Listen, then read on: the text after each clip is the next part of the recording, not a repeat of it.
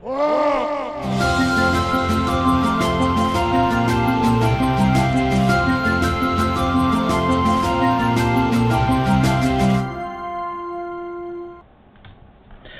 evening, gladiators. We are about to play Salute You! Tonight, we're venturing into dungeons deep and delving into mines beneath the mountains and through the mist and trackless forests and all the classic tropes of a good fantasy game, because tonight we're playing Ancient Dungeons of Mystery, better known as ADOM, which is a hugely popular roguelike, which was first developed in 1994 and still exists in one form or another even today. And the version we're playing is from, I think, 2015, 2016 or so. It's a classic free version of the game. So without further ado, let us equip sword, shield, and of course a sandal or two, and begin our roguelike adventure. So yeah, this is ADOM. I've played this before, only once or twice, about a year and a half ago, maybe 2 years ago, when I was doing some research for Swords and Sandals 5, which in many ways is a bit of a roguelike game. When I say roguelike, what do I mean by that? That's basically the colloquial term for a game that is, I mean, the definition is much debated, and there are a lot of gatekeepers that are quite officious about it, but my general understanding of the term roguelike means that it's usually a game that has procedurally generated elements, random generated terrain and items and monsters and so on. There's a cool sounding song in the background, this sort of heroic fantasy song that's cool, kind of gets you in the mood for it. Yeah, I'm a big fan of those kind of things. It's like, put into Swords and Sandals and that sort of thing. But yeah, roguelikes have become hugely popular in recent years after being, very obscure. The term roguelike actually comes from a game, Rogue, made in the 80s, and games that were like Rogue were said to be roguelikes. Alright, let's start our game. So we're just playing the classic version here. Welcome to the Ancient Dungeons of Mystery. Now, I'm going to be honest with you, as I always am, in the Games Gladiator. I don't really know how to play, but we're going to make a new game. And look, let's not bother with the tutorial, because tutorials are not what adventure is all about. Adventure is about exploring the unknown and venturing off without a care in the world.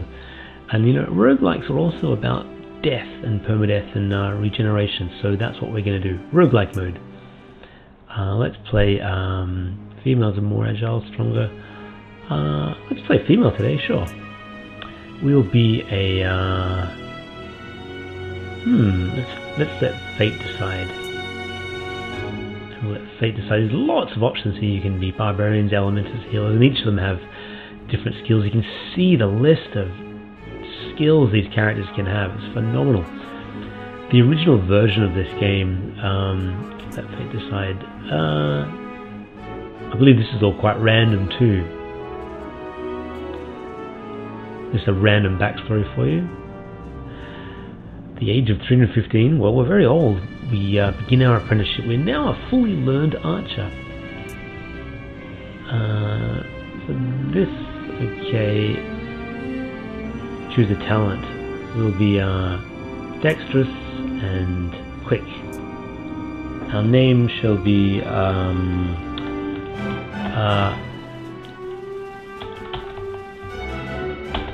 Caladia. I don't know, why not? I've never heard it before.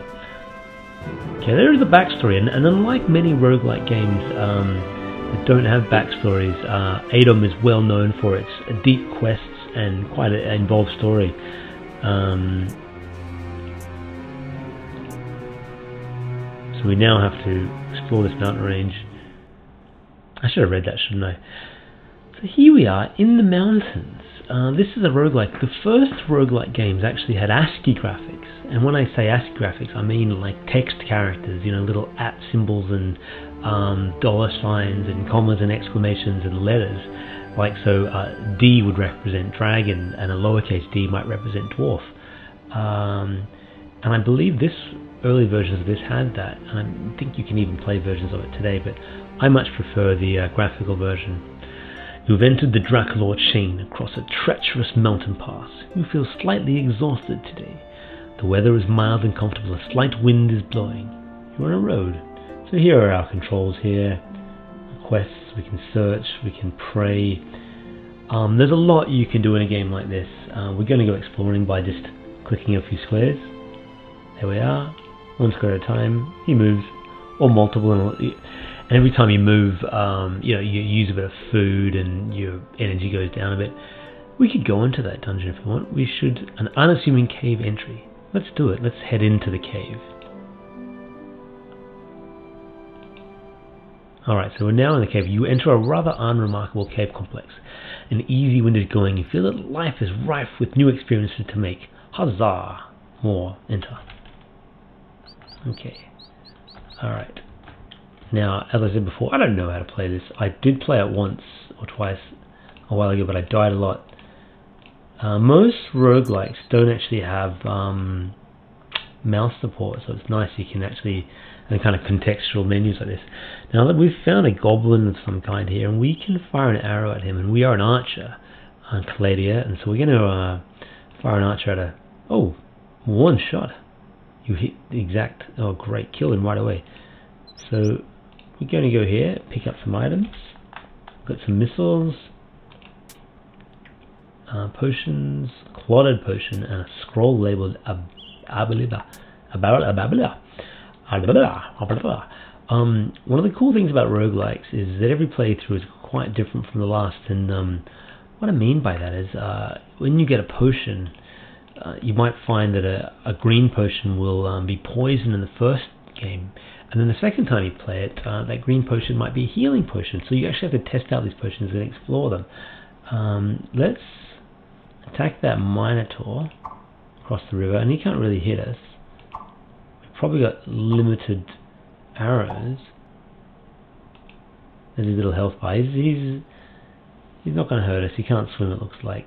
Can we go in the water? It's too deep, so we don't want to go in the water. We don't know how to swim, which is a shame. Oh, what have we got here? An ironwood wand. We'll grab that.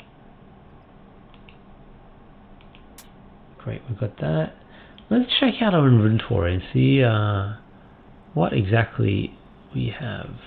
We can cast a spell if we want. Inventory, there we go. The relative user friendliness of the graphics kind of belies a deep complexity in a game like this, and make no mistake, this is probably one of the more complicated games you're likely to play. Rogue, okay, drink it, use it, drop it, dip it in another potion. Crazy, let's drink it. It tastes very good, but we don't really know what it did. So that's about it for this cave. You can leave. Roguelikes are famous for their emergent gameplay. Emergent gameplay is where unpredictable stuff happens that you didn't plan for, but just fun things that happen. Like you might be riding from point A to point B on your horse, and then all of a sudden a stranger appears, and an adventure happens out of that. Or you know, in a more action-related scenario, you might find that you explode one barrel and that sets off a chain of events that another barrel explodes and then a door falls down, and then under that door is a rolling ball which sets off a glass window to break, and then a bird flies out. You get the idea. Anyway, there's a town here. Let's head to an outlaw settlement. So, outlaws, no friends of ours. Let's attack him. Oh, didn't really want to get into melee combat. That could be real trouble. Let's flee if we can. Hobgoblin. Let's evade the hobgoblin patrol. We weren't able to evade them. Oh, flee! Our poor Gladiator is slightly hurt. which is exploring this quite big overland map. A huge horde of frogs. Let's evade them. We're very hungry. We need to... There's monsters everywhere. We should eat. Let's eat. Let's eat a loaf of elven bread. A lot of roguelikes are heavily influenced by Tolkien and the Lord of the Rings, as are most fantasy games, you know. In fact, one of the most famous roguelikes is a game called Angmar, or Angband, which is famously derivative of the world of Lord of the Rings, and I believe mentions a lot of the characters. And I never played Angband, but I think they had some copyright issues for a while. I like roguelike games. I used to play them a little bit as a kid, and they were much simpler than this. What? Oh, there was a quest. I didn't even know we had a quest. We found a friend. No, we could attack him. Let's have a chat. What can we do? I don't necessarily want to chat. I'd like to talk to someone. What's that? Hello, child. Shopkeeper here. What is he selling? Rations. Yeah, we'll have that. Oh, what happened there? Whoa, stop. Oh no, what? That was weird. So, these games are turn-based, and whenever you move, everyone else on the screen moves. See like that? If I move one square, everyone else moves one square. So it's sort of, you know, good for strategy. Leave the village. I'll tell you what, building Sword and Sandals 5, Grail of Antares, which as I mentioned earlier was a roguelike, it's one of the hardest things I've done. It was really tough. I rolled my own engine. I mean, I built my own engine for it. I didn't have any of the roguelike makers or adventure game maker type tools, and it was really hard to build all the pathfinding and all the dungeon maps and all the inventory systems and so on. And I don't think I did the best job. I mean, I did a fair job haggling. Let's try and haggle with him. Can we haggle with him? Chat with monster. Oh, he grunts and haggle. That's what the chat button was, a right click. Zap him with a wand. Use the ironwood wand on him. Oh, ooh, that's a lightning one. Powerful stuff. Let's get that stuff. Yeah, and so I learned a lot about building roguelikes from that game, but I would love to have another go at it sometime and build a better roguelike, one more like this, you know. These games aren't for everyone, you know. They're especially for younger viewers. This is a very old format of game, which is, you know, largely based on the keyboard like that. Whoa! Get a shield. And you know, there's a big learning curve for a game like this, even just figuring out the controls. And I'm doing a lot wrong. I'm barely even using any of these things. We can pray. Let's pray to Asia, who's the god of something. Unheard. That's outrageous. What else have we got in inventory? We should. We're wearing our chainmail. That's good. Got anything else we want to eat? Got any quests? Okay, so that there is a story that we can follow. The history kind of keeps track of what we've been up to. And there's our skills. Lots of skills to learn. A lot of the basis of modern role-playing games can be found in roguelikes like this one. And just to make things even more confusing, there is a genre of game now called a roguelike, which is a game that has roguelike elements but is not a traditional roguelike. A game like Rogue Legacy is a roguelike because it's a platform game that has procedural generation and so on. You could say a game like FTL, Faster Than Light, is a roguelike like. Sounds like a California kid. Like, yeah.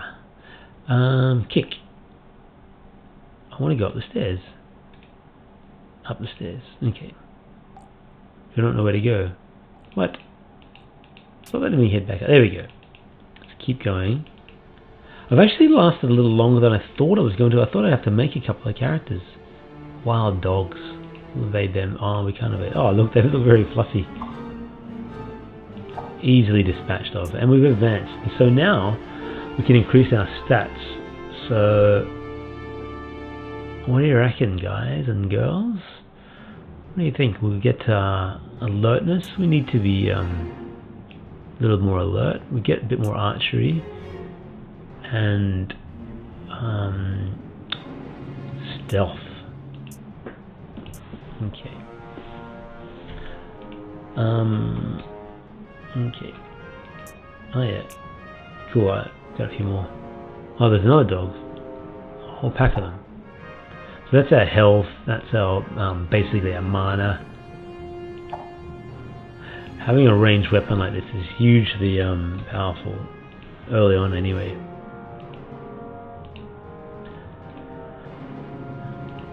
Roguelikes are challenging games to make because there are so many items that can interact with other items, and players just want to be able to do so many different things. Like they might want to be able to pick up a potion and throw the potion at an anvil and then hope that it melts the anvil, and you know, each item has to have its own kind of properties and so on.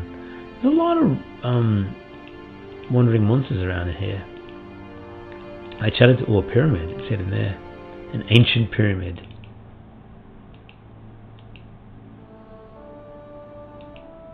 Downstairs. Descend stairs. There you go. I keep forgetting about the right click. I'm playing most of this with my mouse, you see, not using the keyboard as much as I should. Descend stairs.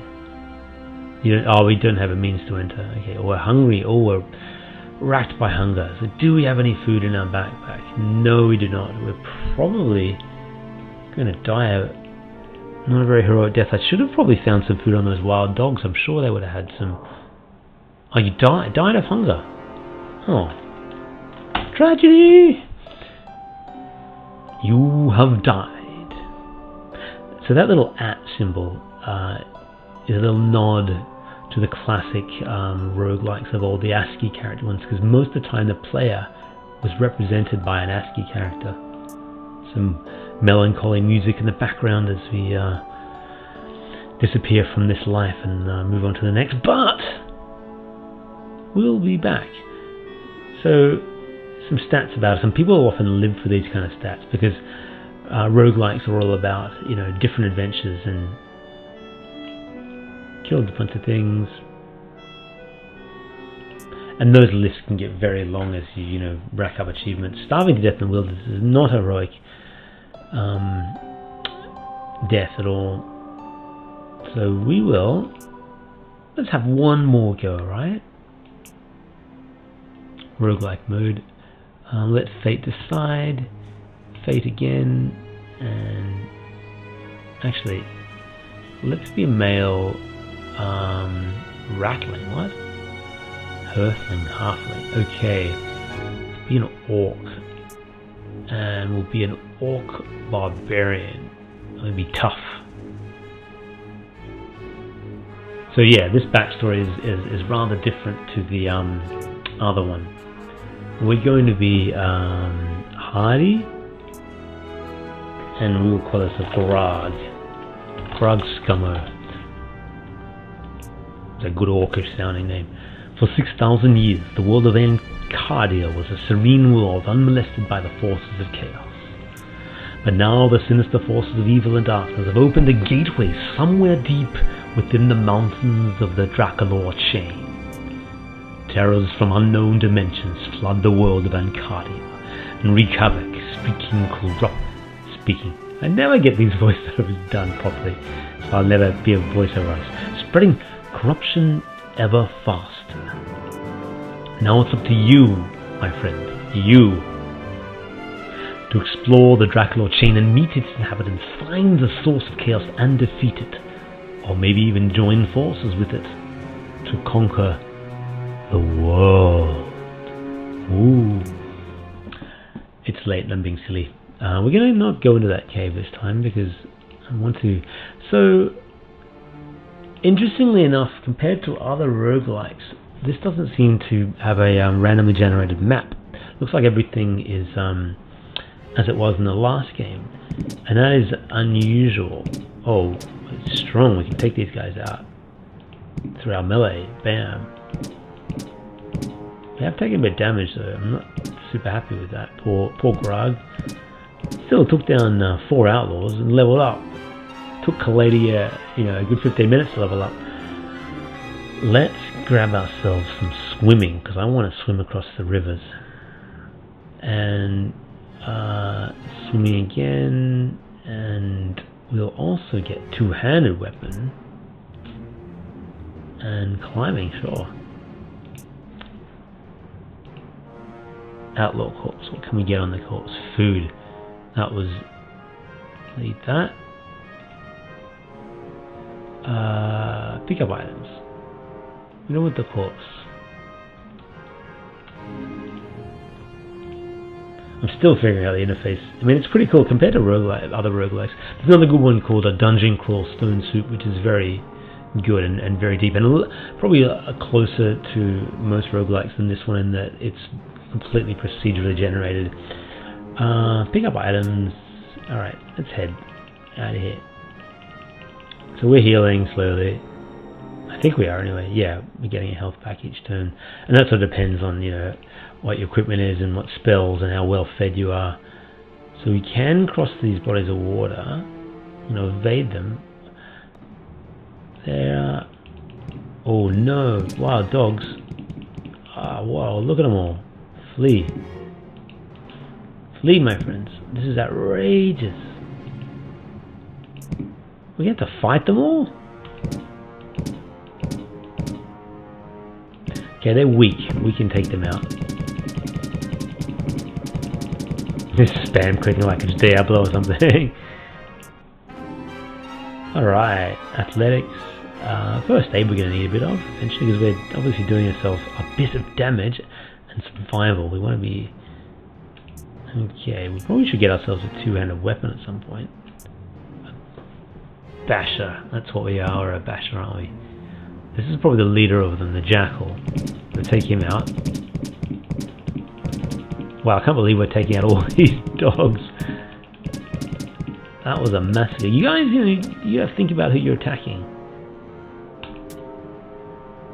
Do we want the jackal corpse? Can we eat a jackal corpse? Shall we try, my friends? I guess we should. Where? A backpack. Food. Eat it. Very dull meat. Oh, there's one. No, we're not fleeing. Oh, 2 dogs left. Foolish dogs. Okay, we can swim over to that cave. Let's dive into the water. Dagger rusts. Crazy. Now we're in another dungeon. It's quite addictive, time passes quite quickly when you play games like this.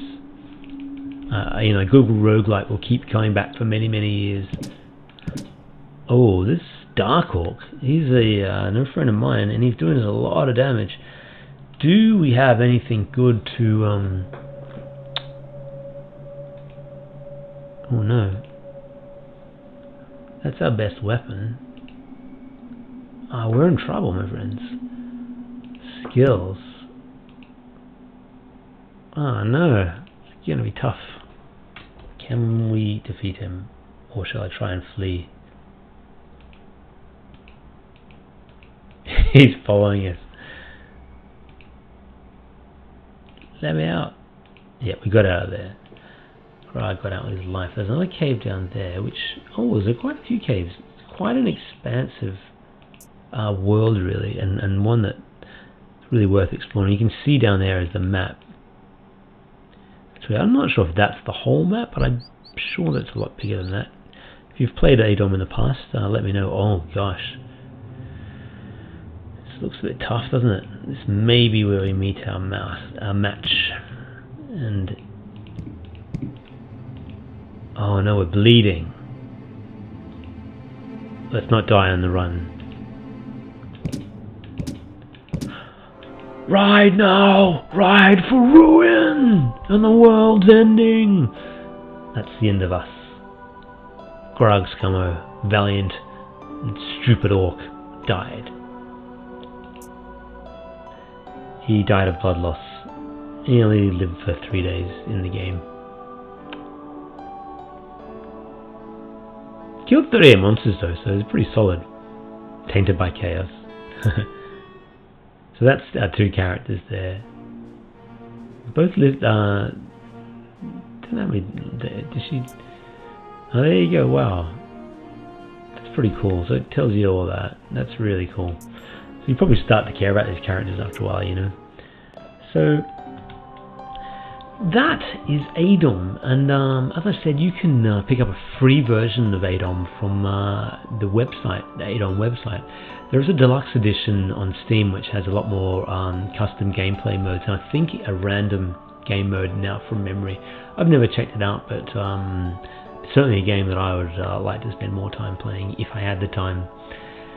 But for now, my friends, it's bye for now, and I'll see you tomorrow. Or later in the week.